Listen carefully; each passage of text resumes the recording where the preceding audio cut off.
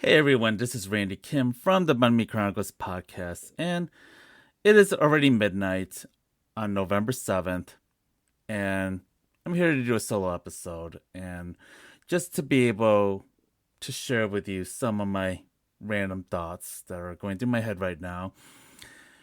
And there's a couple of things I want to share with you, but I want to first say thank you so much for supporting my show since coming back to it the last few months, mid August, that is. And it's been such a rewarding, rejuvenating experience to be back on the podcast. Like about 2 years ago, when I sunsetted my podcast, I thought, yeah, I don't think I'm going to do this for quite a long time. I felt pretty much bored out of my mind. I didn't think I would I thought I had accomplished everything that I need to by that point. And it wasn't until back in May when I did this live audience talk with author Win Fun Kwai. She's a wonderful author, by the way, and she is the author of Dust Child and The Mountains Sing. So when we had talked, and she actually, spoke in front of the audience, telling them to start listening to my podcast. And she talked about how the interview that I did with her a few years ago was a positive experience for her, and she kept encouraging folks to listen to it. And at the same time, she turned to me and said, Randy, we need your voice back. And I told her, like, I don't know if I felt a little embarrassed at the time. I wasn't quite ready to come back to it. Like, for the past 2 years, I have been dealing with a series of trials and tribulations with both my mental health and then the passing of my brother earlier this year. So I was at the time unsure. And then around summertime, after I had left my job back at the end of May, I started to rest. I started to have more time to grieve. I started to find ways to recalibrate myself and be in a better position than I was at any point the last 2 years. And I decided that, what, maybe I am ready to get back on the mic. I am curious again. I feel like this reemergence of myself started to take hold, and I was like, yeah, I want to start connecting again. And that event that Quay Mai did, that I did with her, it made me realize how much I miss interacting with audiences and to do these one-on-one interviews. And so, yeah, that's what led me to come back to it. And thank you so much, Quay Mai, for doing this and for pushing me, because I not I would say, like, not long after starting the podcast, then things started to happen. Originally, I thought maybe I was going to do 10 to 12 episodes. Part of it would be solo, part of it would be guest interviews. And little did I realize that the ICE raids were starting to take center in Chicago and in other cities like Portland and LA. But Chicago was at the epicenter of all of this, and ICE and CBP agents were detaining people left and right, whether they were undocumented or legal immigrants with legal status, or even U.S. citizens for that matter. And everyone was targeted. Black and Latinx communities were getting targeted on a constant basis. Asian communities were not immune to this. And even in predominantly upper class white neighborhoods, like in Evanston to Lincoln Park, Lakeview in Chicago, they were getting tear gassed. And also there were abductions of immigrants there. So it's been a very chaotic time. And and unfortunately, a lot of what was happening or what is currently happening is not making national news. It's not reaching to other communities outside of Chicago. And I felt that it was a moral duty to share these stories, to make sure that it's getting pushed out to other communities. I wanted to interview community leaders and people involved in this work in fighting against the Trump administration, in protecting vulnerable communities, to make sure that the information that they're sharing is also reaching out to these communities, but also to folks that are unaware of what's going on. And this and by doing so, this would give community leaders, community folks time to prepare and how they're going to protect their own folks, and also find ways to counter against the ICE and CBP agents that are invading a lot of the cities, but also even in towns and in suburbs. So I felt that that was a moral duty for me to do my little part in making sure that the news has spread to these communities. And that is also to say, I felt this I felt this need to make sure that the that people understand that Chicago is not a shrinking violet. It is a city of immense pride. It's a city that has um, ways to find opportunities to support and protect community members, and we're seeing this. We're seeing it with folks giving mutual aid and helping small vendors, outdoor vendors that are getting targeted. They're afraid to go to work, or having volunteers walk kids to school because parents are very scared to leave the house, or to provide delivery services and what have you. So this is the kind of Chicago that I also want to share. Like we're not a city that is going to just sit down and let this all happen unscathed.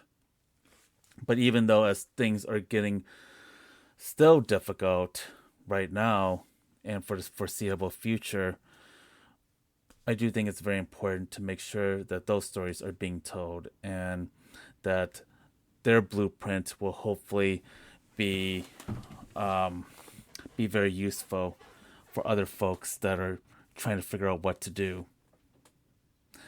I want to say it's been I have to say, like, doing these episodes, it's been wild. Like, I didn't realize I have done 21 episodes and 4 blog posts since mid August, and I'm still recording more episodes as we speak. So, but it's been, again, rejuvenating. It's been a rewarding experience. Um, but it's also necessary. And it's also necessary for my own sanity, because I think doing these episodes, especially the emergency ones, have kept me away from being in this dark rabbit hole of despair. And I'm not gonna lie to you. I mean, sometimes when I have to like doom scroll, and see updates about abductions that have been happening, and tear gassing in different neighborhoods, it's very hard to feel hopeful in these times. And but doing these doing these interviews, it's also a relief. It's also gives me that little bit of hope, and I hope that these episodes will serve you well, and Yeah, thank you so much for being patient. Thank you so much for being able to withstand the constant notifications of a new podcast episode. And yeah, I really appreciate it.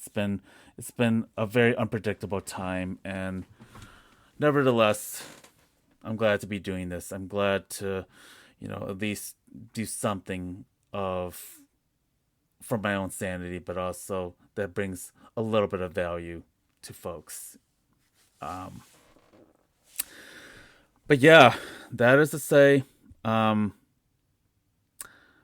that is to say, it's been quite a year, and dealing with grief and dealing with the recalibration since leaving my job, and actually, I just accepted a short-term contract offer, which is really nice to make sure that I keep the gravy train rolling, I guess, and enough flexibility to still do this work that I feel very passionate for.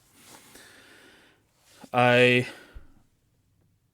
I have to say, yeah, it's been wild, and that we're at the end of this year, and that we are a little over halfway through this decade, if you can believe it. So, with that said, I hope that you've been enjoying these episodes that I've been doing, and I am looking forward to releasing new episodes. So stay tuned on that. And other random thoughts in my head, I recently came across a video post from Nathan Ramos-Park, who I really enjoy seeing content from.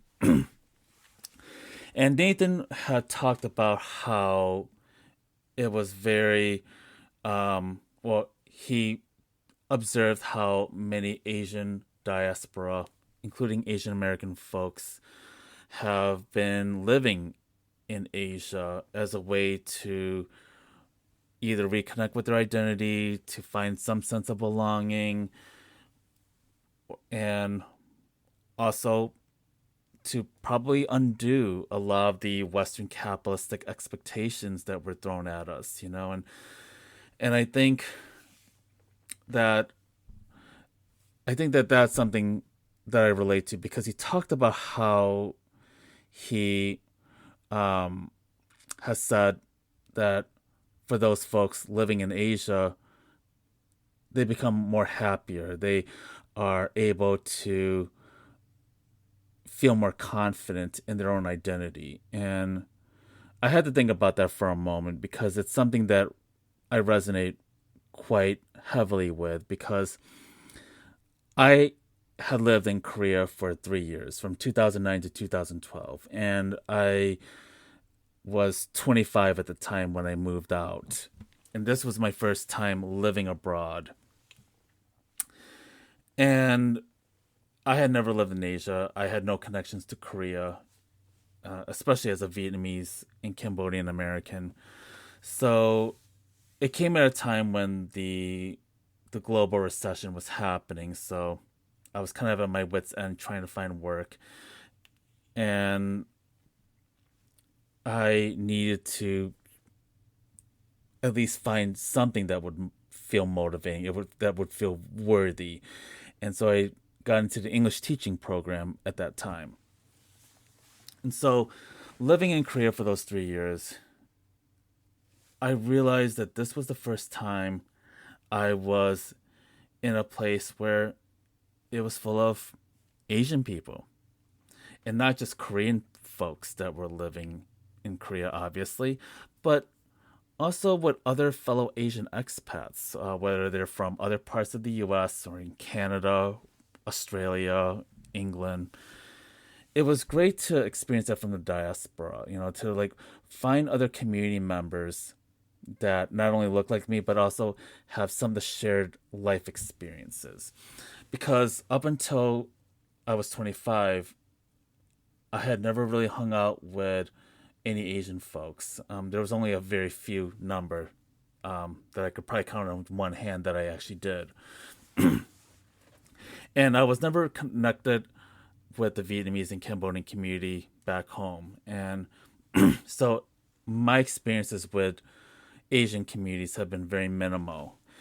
And for the longest time, I felt ashamed of not being able to speak my parents' native tongue. I felt ashamed of not being able to know much about my family history. So I felt very estranged from it due to that shame and stigma that I was carrying.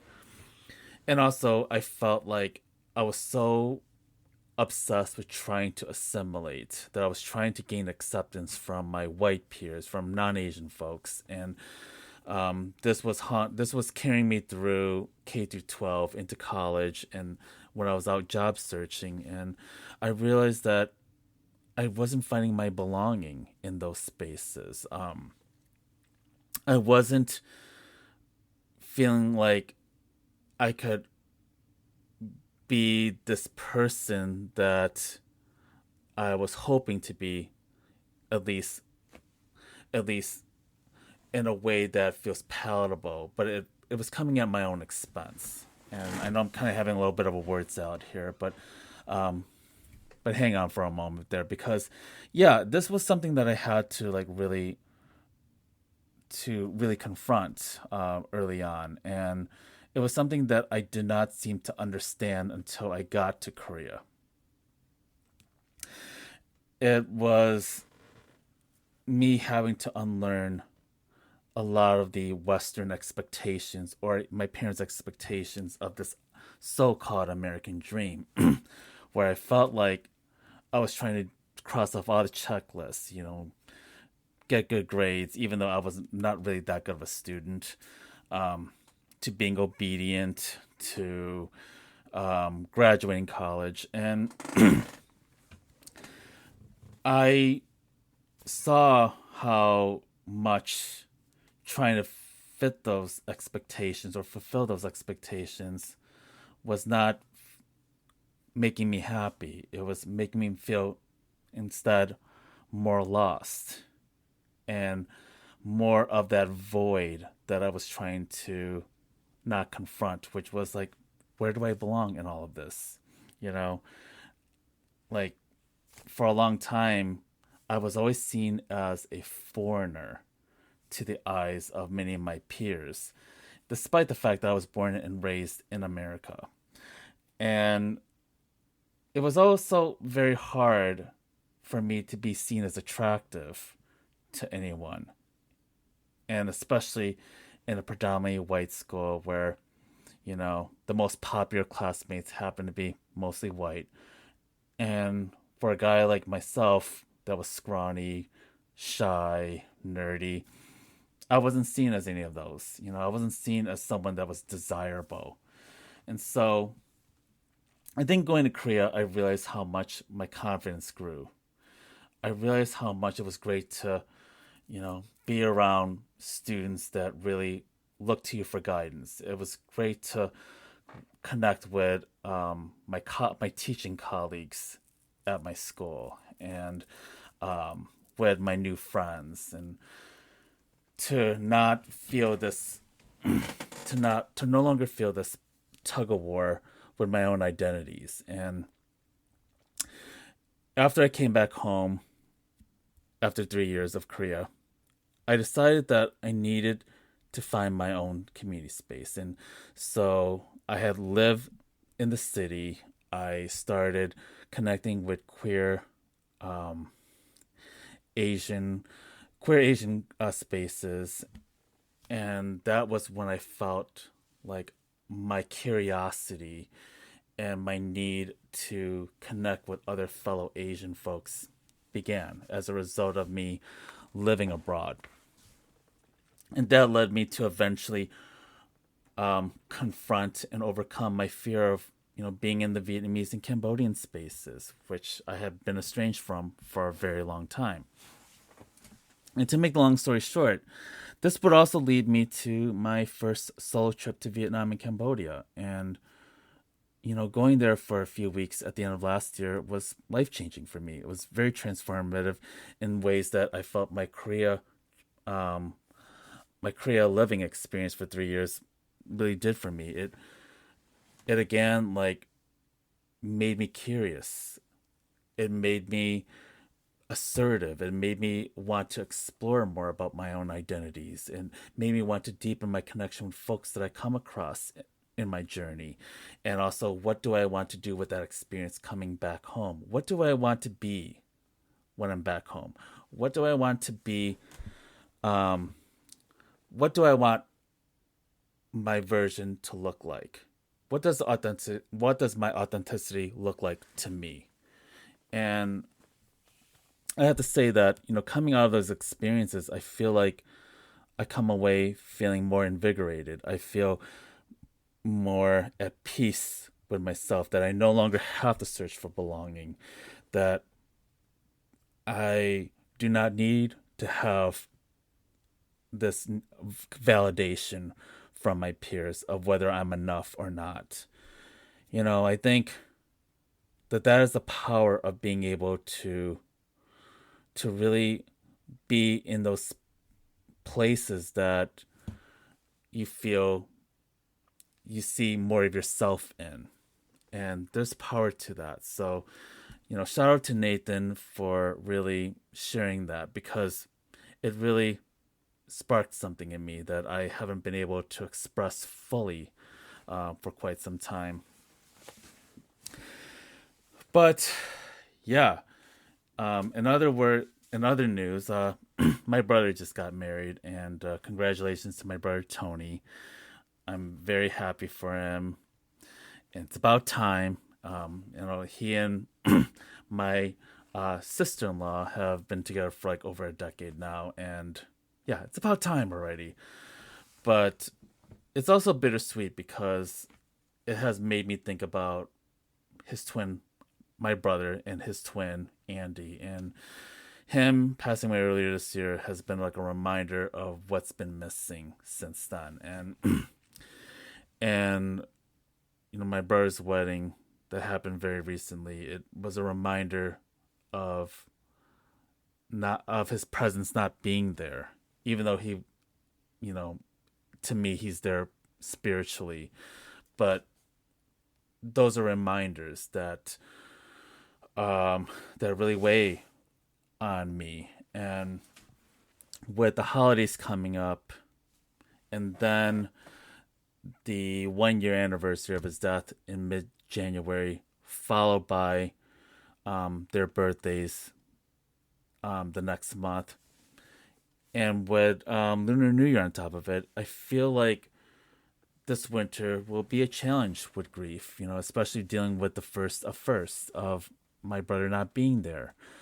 I also hope to maybe counter that by, staying connected with folks. I'm looking to go on my trip to Colombia at the end of the year, and as a way to kind of break some of the, I guess, sadness that might accompany me this holiday season, along with my family that's obviously feeling that loss. Um, but yeah, and also right now, um, besides what's been going on with ICE, I mean, I've been thinking about what's going on with the snap cuts, um, and how things are becoming economically unsustainable for many working class families. And yeah, it's also another area of focus of mine for future episodes, because I think that we still need to bring these stories out and hopefully find ways to help solve this ongoing crisis that just seems to not have an end in sight. But yeah, I think about, some of my friends who work in the federal government that are not getting paid and still having to work a number of hours despite that, and what it does for people that are trying to travel or do day to day work. I mean, what a time to be living in. So that is to say, I really hope that we find ways um, to challenge what's happening, and that we continue to bravely use our voice and to step into our action of what we need to have happened. So I guess that is all I need to say, after all of this. And yeah, I just want to say thank you so much for being very supportive of my return. And I really hope that you enjoy the content I've been putting out. I've also been having a lot of fun on Instagram and TikTok, even though I know that Meta and TikTok and social media right now is also a toxic wasteland owned by toxic people, toxic billionaires. But I also feel this need to, let's also remind people of the joy that does exist, that can happen in our world despite the horrible things that are happening. So I hope that it serves as reminders to still make sure that, we create that joy for ourselves to sustain, to keep us going, but also to sustain us for the long haul, and also for our creativity in this long, long fight against this administration. So, in any case, I hope you're all taking good care of yourself. And yeah, thank you so much for listening.